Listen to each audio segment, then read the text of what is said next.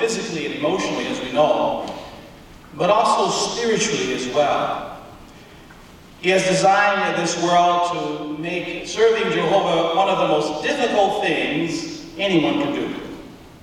Now how? Well, besides the bold frontal attacks, which he understands in many, many cases only makes us stronger, he uses more subtle methods to catch us, just as a hunter uses traps to catch unsuspecting animals. For example, if we look at 2 Timothy chapter 2, verse 26, the Apostle Paul uses this as an illustration and helping us to understand his methods. Here in 2 Timothy chapter 2,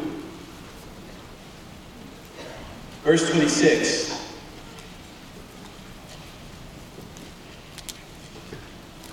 Paul said this. He says, "And they may come back to their proper senses out from the snare of the devil, seeing that they have been caught alive by him for the will of that one." So you notice the devil does not want to kill us according to this verse, but rather Paul says he wants to catch us alive. Why? He says to do his will. So he sets traps. Now here it says, in the World Translation, snares, and other translations say traps. Well, why? Well, think about literal traps. Why are they so effective? Well, because they take advantage of the characteristics of the prey. One brother who's a trapper in Florida said he actually studied the habits of each animal and used their habits against them. For instance, some animals are naturally curious. So, to take advantage of the curiosity, he would place the traps hidden in a spot where the animal that he's hunting would likely explore and just stumble, accidentally fall into it.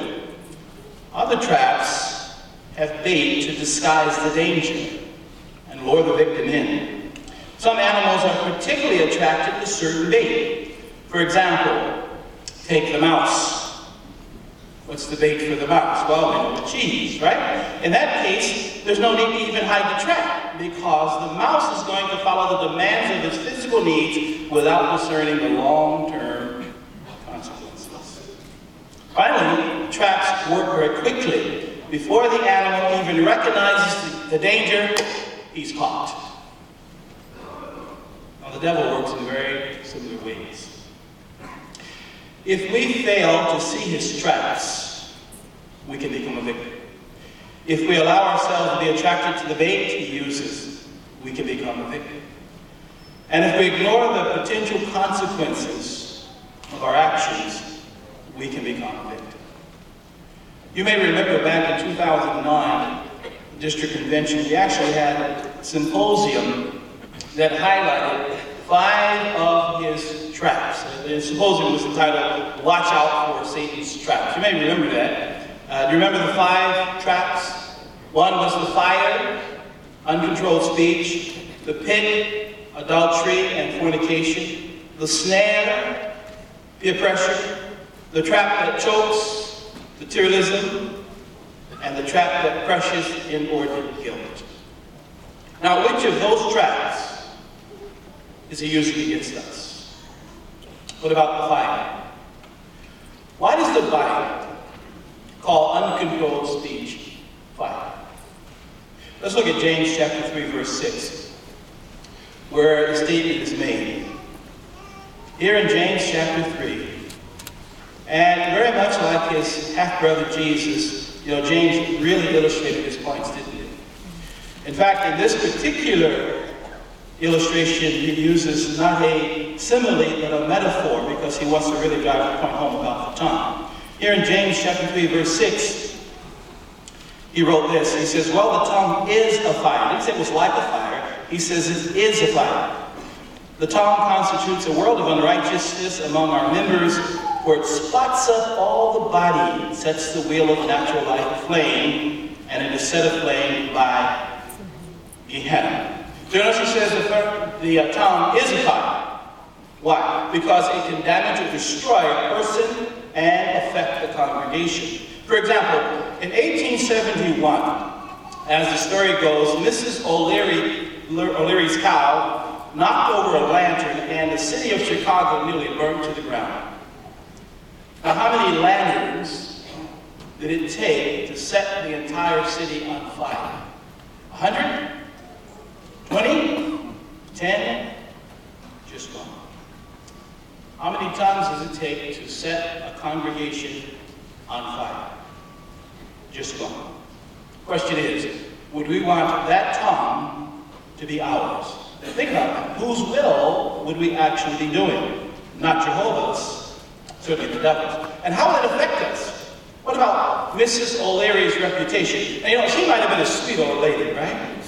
But all she's known for in Chicago is the woman whose cow nearly burned the city down. See, James says it spots up the whole body. What he's talking about is our body, our reputation. He's talking about us. We could be spotted, as it were, by the devil. You see the trap that he's setting in?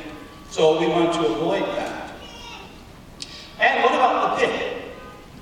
Well, that's adultery or fornication. Now, it's interesting that the Bible, at Proverbs 22:14, says, the mouth of the strange woman is a deep pit. So it says her mouth is. Why?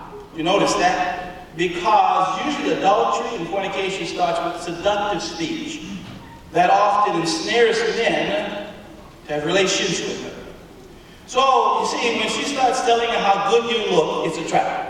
You haven't looked good for 20 years. And you know. It's a trap. She starts telling you how understanding you are and how she wishes her husband and boyfriend were like you. It's a trap. We have to see where that's leading. I remember when we had received the Proclaimer's book, you remember that, and there were certain qualifications. You had to be in the church like 15 years or full-time service to receive the book, and those books went like hotcakes. And on Sunday, there was a dear sister that came up to us and asked for a book, but we were all out. And so I said, well, you know, we didn't have any books left, but if you wait till September, you can get one for your congregation. She says, well, I can't wait till September. I said, well, why is that? She says, I might not be alive. I said, what do you mean? And she explained that her husband had committed adultery, had been disfellowshipped from the congregation, but had contracted AIDS. And when she told me that, I looked at her face and I saw a look. She was dying right before my eyes. And so we said, here, take it. Here's my book. What you have done, I'll wait to September. That man fell into a pit, and he pulled his wife down with him. So we don't listen. It's a trap of the devil. And then the trap precious, inordinate guilt that affect many of God's people today. Psalm 38, verse 4 and 5, David talks about that. If you please open your Bibles there. Psalm 38, verse 4 and 5. And notice how he laments his situation. Here in Psalm 38, starting with verse number 4, he says, for my own errors have passed over my head, like a heavy load. They're too heavy for me. Verse 8, Psalm 38, verse 8. I have grown numb, become crushed to an extreme degree. I roared due to the groaning of my heart. Now, why is it? What was he talking about here? Well, David was remembering, was talking about his sin. He had committed a terrible sin against God, against Uriah, committed adultery, covered it up with murder. And so he was really describing the heavy burden of a guilty conscience. But what was it that was able to comfort his troubled heart? Well, David understood that while Jehovah